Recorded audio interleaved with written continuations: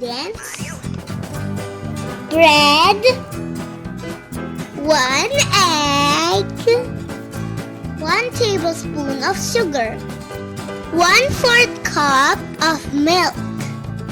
Pwede na nating gawin ng butter ng ating tinapay.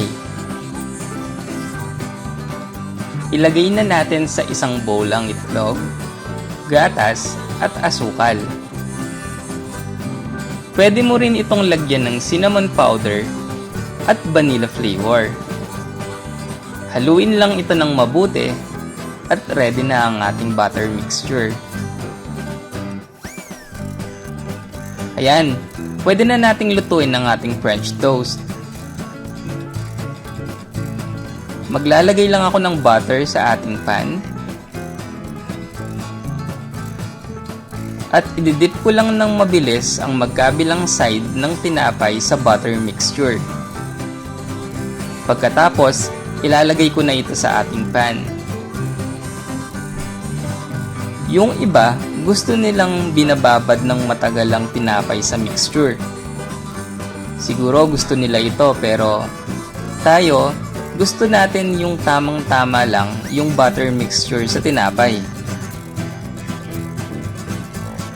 Lutuin lang po natin ito for at least 1 to 2 minutes on both sides in low to medium heat until maging golden brown.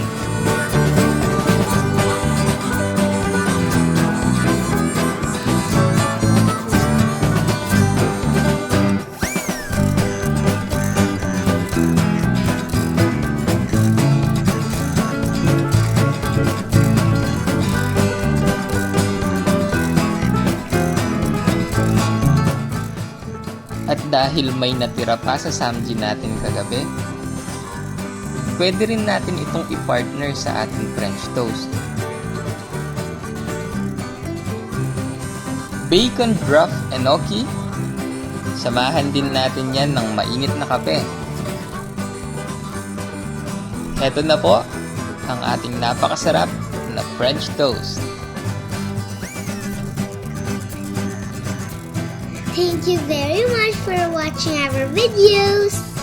Don't forget to like, subscribe, and click the bell button para ma-notify po kayo sa mga susunod pa naming video.